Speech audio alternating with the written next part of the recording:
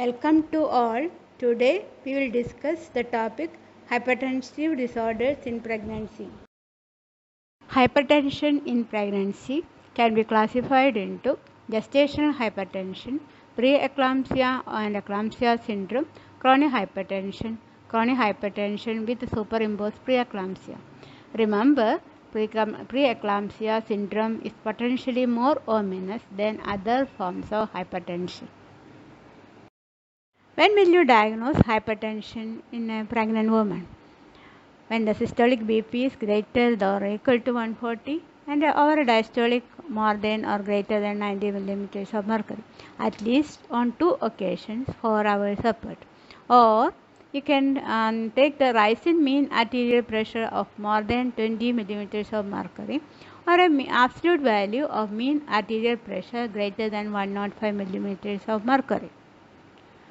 But mind you, the VPA recording should be reliable. It should be taken in a sitting position with the woman relaxed. Appropriate size of the cup should be used and it should be at the level of the atrium. And you should take the Korsakoff phase 5, that is disappearance of the sound, should be taken as a diastolic value. In case it is not disappearing, then only you can take the muffling as a diastolic value.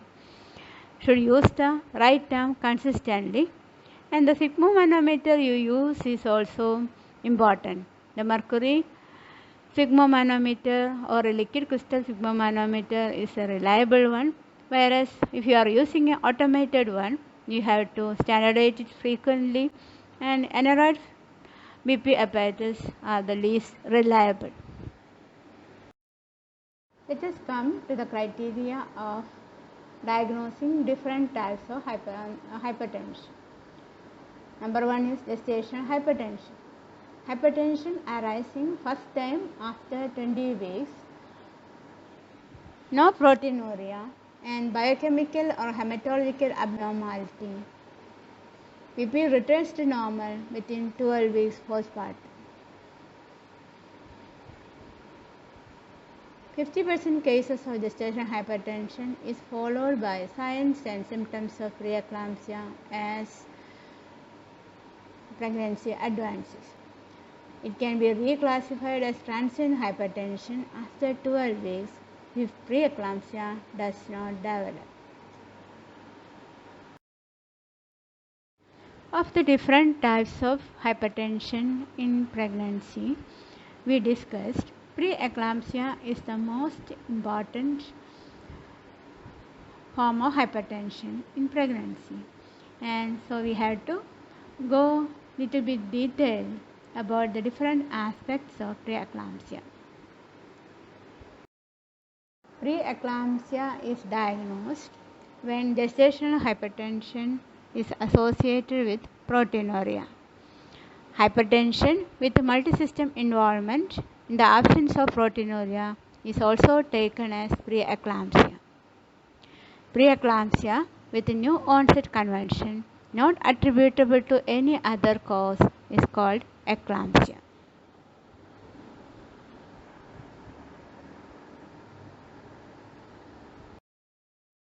The classical definition of preeclampsia is hypertension associated with the proteinuria appearing before 20 weeks of gestation.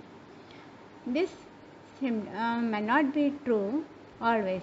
There can be preeclampsia without proteinuria or even without hypertension, which we call as atypical preeclampsia. Gestational proteinuria without hypertension may be associated with abnormal liver function or epigastric pain or a headache, or preeclampsia may appear before 20 weeks of gestation, and preeclampsia or eclampsia occurring after 48 hours of delivery. All these may be taken as atypical presentation of preeclampsia or eclampsia. Proteinuria is an important sign of preeclampsia. So when will you say a particular woman has significant proteinuria? Have to check 24-hour urine protein, and which is equal to or more than 300 milligram, or you can have a urine protein creatinine ratio which is 0.3 or more. If both these two tests are not available, you can use a dipstick test which is more than 1 plus. We say there is significant proteinuria. Again remember, proteinuria is not absolutely required for diagnosis of preeclampsia. Coming to chronic hypertension. Hypertension antedating pregnancy is chronic hypertension, or if hypertension is diagnosed before 20 weeks of gestational age in the absence of gestation trophoblastic disease.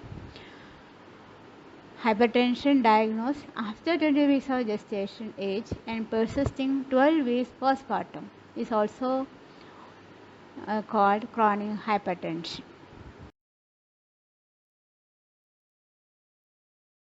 In a woman with chronic hypertension, we diagnose superimposed preeclampsia when there is new onset proteinuria, or when there is severe exacerbation of blood pressure plus development of symptoms, or there can be chronic hypertension with abnormal LFT or thrombocytopenia. Preeclampsia is a pregnancy-specific hypertensive disease with multi-system involvement. It is a leading cause of maternal mortality. About 12 to 15% of the maternal deaths are caused by the complications of preeclampsia. It is also an important cause of perinatal mortality. Worldwide, 7 lakhs maternal deaths per year and 5 lakhs perinatal deaths per year occur due to complications of preeclampsia. The incidence varies 5 to 7% in a primigravida and 3 to 4% in a multi. Almost 80% of the women may develop edema of the lower limbs towards the end of pregnancy. This is due to physiological changes in pregnancy like increase in the extracellular fluid, decrease in the osmolality of the plasma, and pressure by the gravid uterus on the great vessels of the lower limb. This is usually present in the evening and will be relieved by rest. This is called physiological edema. Whereas in preeclampsia, there can be edema of the upper limb and may appear around the face and usually will be more in the morning. This will not be disappearing after rest. This is pathological edema, and generalized edema is always taken as pathological. Sometimes there may not be any clinical evidence of edema, but the woman may show a rapid gain in weight, that is more than 500 milligram per week or more than 2 kg per month, which suggests there is water retention, and these patients may subsequently develop preeclampsia. Before going to the etiology of preeclampsia, let us get familiarized with the physiological changes that occur in a normal pregnancy which ensure the normal growth and development of the fetus. All of you know that after fertilization, implantation takes place within 4 to 6 days of fertilization, and the endometrium should be receptive to the fertilized ovum. After implantation, there is something called immunological recognition and acceptance of the conceptus by the immunological system of the body. This is necessary because the conceptus contains half the genetic material from the paternal origin, which is foreign to the mother immunological system. Now, if there is no recognition of this and acceptance of the conceptus by the immune system, it will be rejected and will result in an abortion. And after acceptance of the conceptus, the immune system is modulated in such a way that it will be the further pregnancy changes will be initiated so as to nurture the fetus. One of the important changes that occur in the is the endovascular remodeling of the uteroplacental arteries, where the spiral arteries are converted into uteroplacental sinusoids. There will be predominance of vasodilators like prostaglandin and nitrous oxide prostaglandin E over vasoconstrictors like prostaglandin, F2 alpha and endothelin. The vascular tree become unresponsive to vasoconstrictors, and as a result there is a generalized vasodilatation and fall in the peripheral resistance, which initiate the cardiovascular changes. The etiopathogenesis of preeclampsia is not well known. As usual, there are so many theories put forward by various observers to explain the phenomena, and of these, the most common are preeclampsia as a two-stage disorder in the development of the placenta, abnormal angiogenesis, endothelial dysfunction and vasospasm, alteration in nitric oxide and prostaglandin production, coagulation system and platelet disorder, immunological factors, metabolic factors, genotype and phenotype. All of you know, placenta is responsible for all the body function of the fetus. It nurtures, it does the metabolism, excretion, respiratory function, etc. all function of the fetus. And the trophoblast, the basic unit is the trophoblastic cell, and it can be divided into extravascular trophoblasts and intravascular trophoblasts. This intravascular trophoblasts invade the maternal vascular system and modify the vessels. And this is a continuous process during the development of the placenta. And at a certain time of pregnancy, like at 12 weeks and at 16 weeks, there is a massive amount of trophoblastic tissue invading the maternal circulation.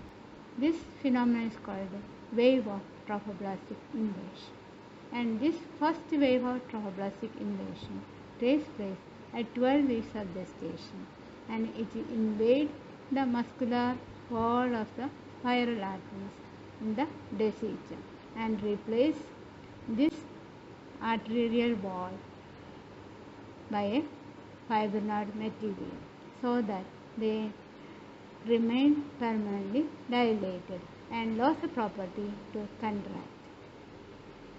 Another wave of trophoblastic invasion, called second wave of trophoblastic invasion, takes place at 16 weeks of gestation, and it will replace the muscular wall of the spiral arteries situated in the myometrial segment of the uterus, and this will finally result in a wide-mouthed sinusoids which supply blood into the placental blood.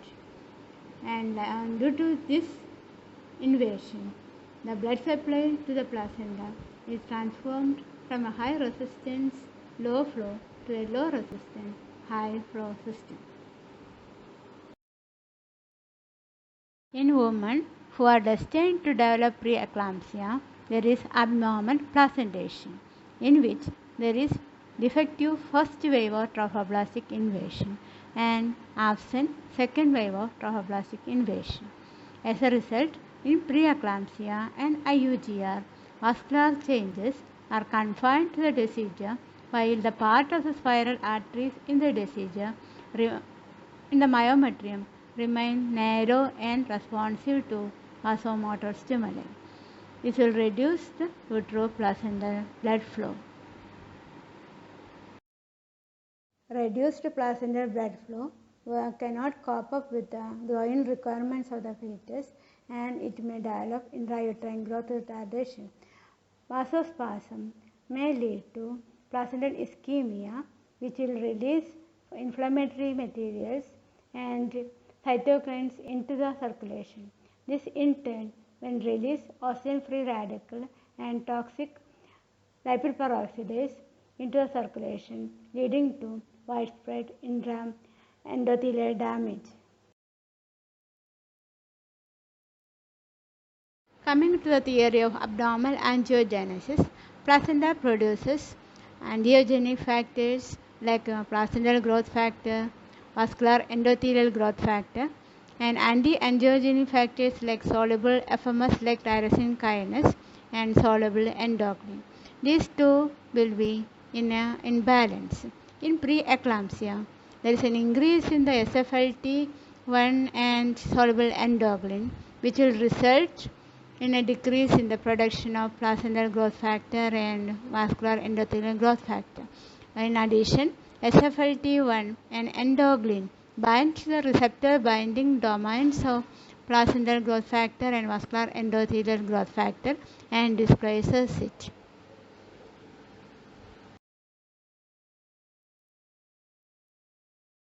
According to the theory of endothelial cell dysfunction and vascular cell spasm, placental ischemia result in release of anti-angiogenic factors and inflammatory mediators and metabolic factors. This will cause oxidative stress and release of oxygen-free radical, stimulate lipid peroxides, which is toxic, and this will cause endothelial injury and ultimately result in preeclampsia. Another theory in the causation of preeclampsia is alteration in the production of nitric oxide and prostaglandin.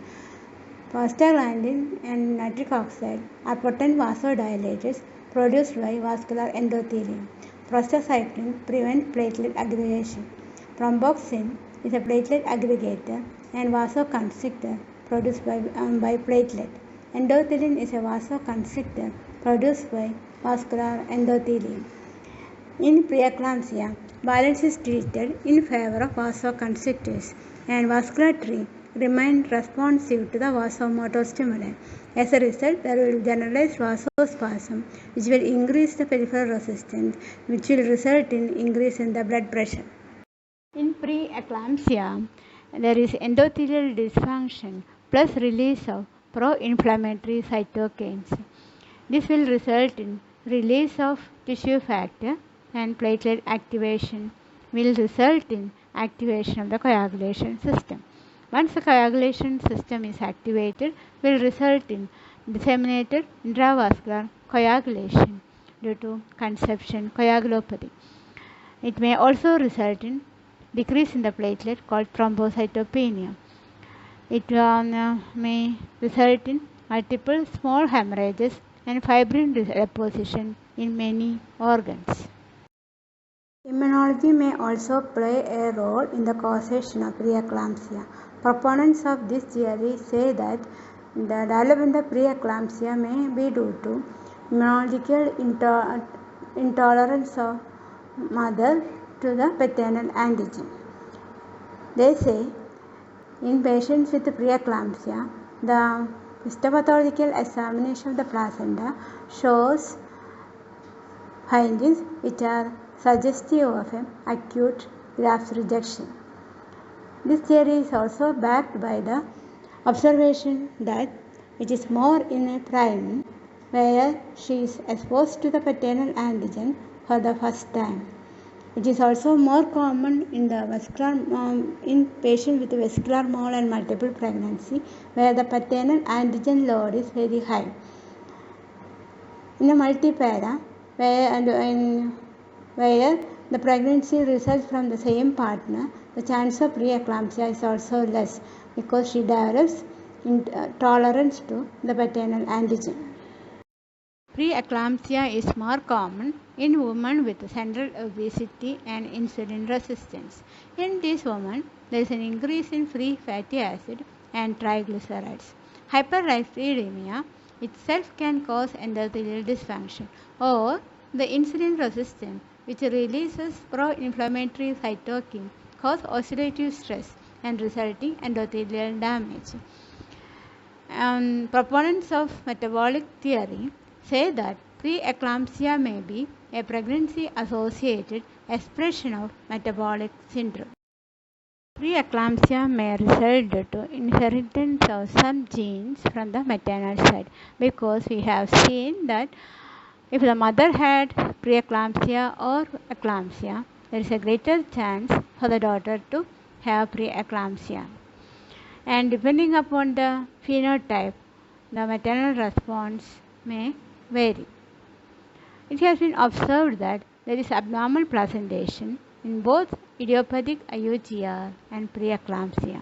In women who has inherited a susceptible gene may result in a preeclampsia, and depending upon the environmental factors, there will be phenotypic variation which will determine whether she will develop a mild type or a severe type of preeclampsia. Whereas in women who doesn't have a susceptible gene, they usually develop idiopathic IUGR.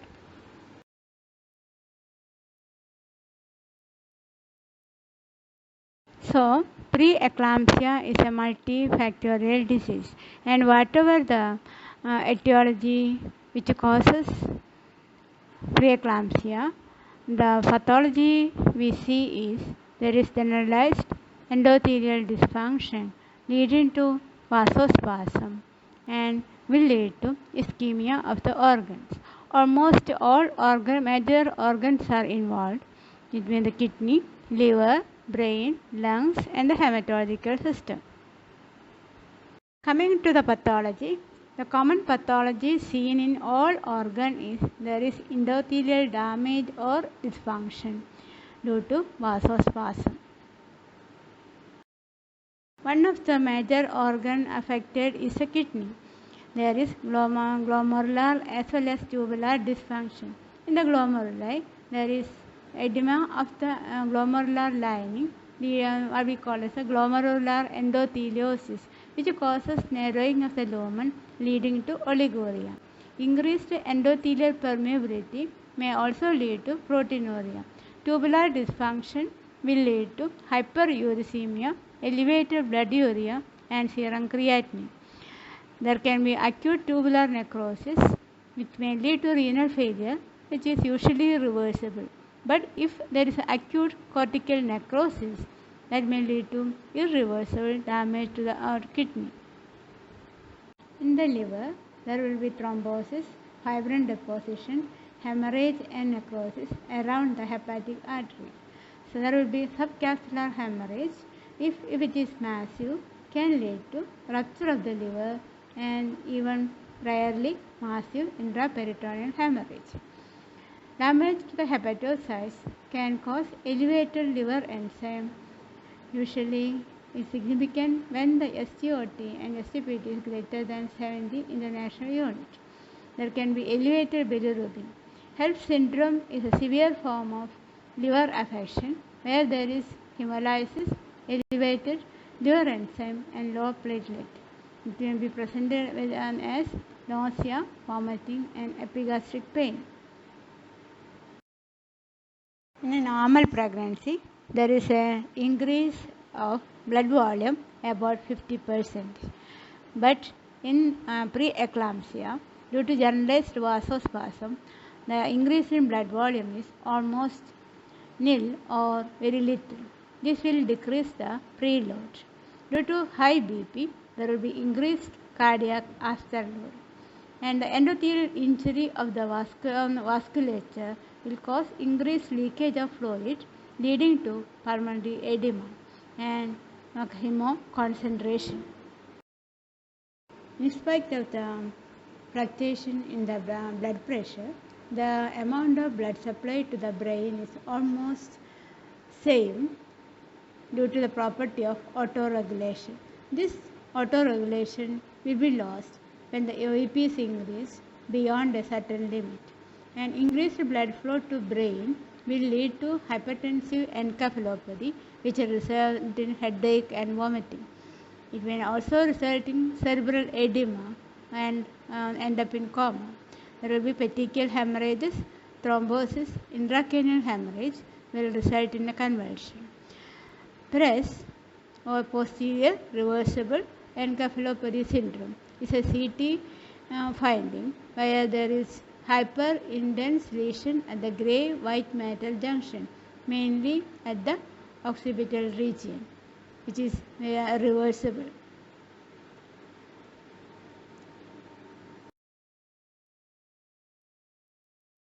In the eyes, there can be localized retinal vasospasm. Rarely, hemorrhage and papilledema occur. There can be retinal hemorrhage and retinal detachment. All these may lead to visual disturbance and temporary blindness. Blindness may also be due to affection of the occipital lobe of the brain. In the hematological system, due to the endothelial dysfunction, there is activation of platelet and tissue factor, which will initiate the coagulation cascade and lead to consumption of coagulation factors and disseminated intravascular coagulation. This also may lead to microangiopathic hemolysis as resulting in thrombocytopenia and elevated LDH. If you take a peripheral smear, there will be schistocytes, Burr cells and fragmented red cells indicating hemolysis. In the placenta, the vasculature is mainly affected. There will be acute atherosis of decidual arteries. There will be fibrinoid necrosis, macrophages and mononuclear infiltration. All these reduce the function of the placenta, leading to IUGR, oligoamnios and intrauterine demise. It may also result in abruptio placentae. Investigation in preeclampsia is mainly to detect organ dysfunction and which will indicate the severity of preeclampsia. We have to check the renal function test by a proteinuria, blood urea, serum creatinine, uric acid. All may be abnormal. A liver function test like serum bilirubin, SGOT and SGPT will be elevated. Hematological, hematocrit which will be increased, peripheral smear, LDH, serum hepatoglobulin are indicative of hemolysis. There can be thrombocytopenia and low fibrinogen count. PT, epithety may be abnormal and a fundoscopy is also warranted to detect any retinal changes. Complications of preeclampsia depends on which organ is mainly affected. And the most common complication is eclampsia, where the patient may present with a convulsion. Other neurological complications are cerebrovascular accident, intracranial hemorrhage, focal neurological deficit, coma, hypertensive encephalopathy, etc. If it affects the cardiovascular system, can present as left ventricular failure and pulmonary edema. HELLP syndrome, disseminated intravascular coagulation, renal failure, IUGR, IUD, abruptio placentae, postpartum collapse are other complications that occur in preeclampsia. Coming to the management, the first and foremost is to determine the type of hypertension she is having. That will tell you the prognosis. Preeclampsia and chronic hypertension with superimposed preeclampsia have most complications. And next question is there any features of severity? Which means the VP, if it is more than or equal to 160 over 110, whether there is any symptoms like headache, vomiting, epigastric pain, oliguria, etc. Is there any evidence of maternal organ dysfunction? And does the fetus show IUGR or intrauterine death? If any of these features are present, we call it is a severe type of preeclampsia. And again remember, severity features can appear at any time and needs close monitoring of the woman. In women having preeclampsia or gestational hypertension without any severity features, the pregnancy can be continued up to 38 weeks. You have to take daily BP. pH profile should be repeated daily or at least twice in a week depending upon the patient. The fetal surveillance should be done using DFMC and NST every third day and weekly biophysical profile.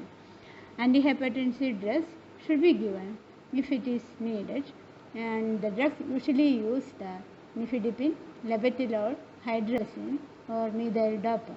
And remember, when you give hypertensive drugs, the aim is to keep the BP below 140/90, but should not try to normalize the BP.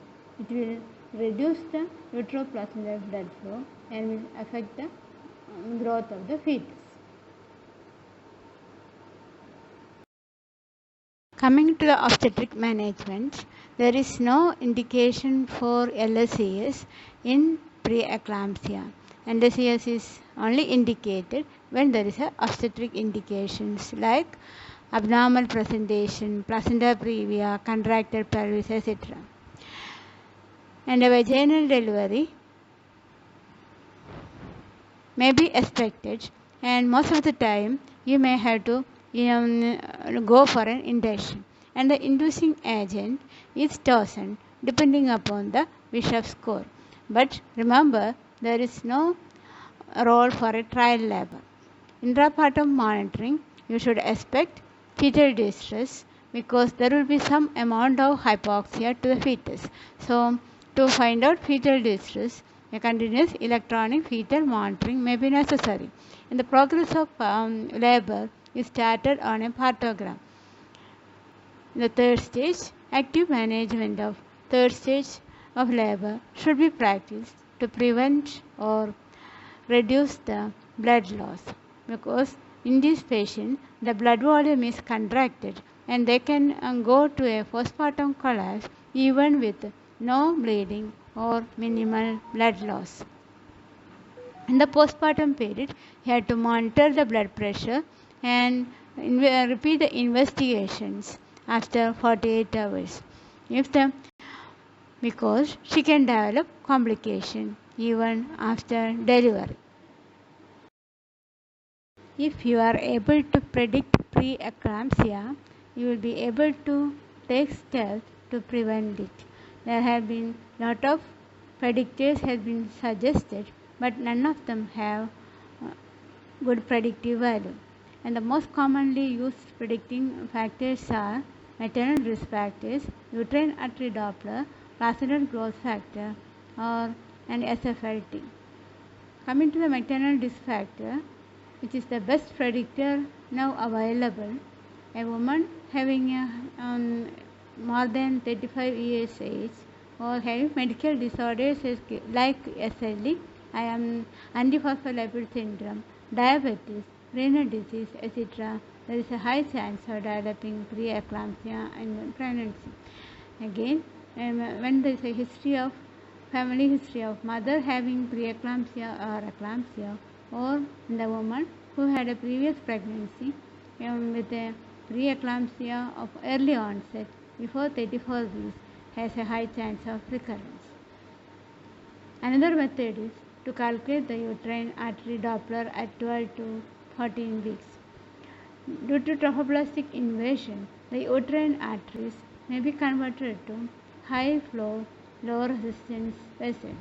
If the trophoblastic invasion is defective, the resistance will increase and the pulsatility index will also increase. So using a Doppler, you can calculate the pulsatility index of both the uterine vessels at 12 to 14 weeks and calculate the mean PI. If it is more than 2.35, there is a more chance of developing preeclampsia later in pregnancy. Another method is to look for the factors related to oxidative stress like placental growth factor and SFLT1. If the ratio of SFLT1 to placental growth factor is more than 85, there is a more chance of developing preeclampsia. And if you take all the risk factor, the prediction value may go high. Or if you take a single factor, and the recommended predictor is only look on the maternal risk factors.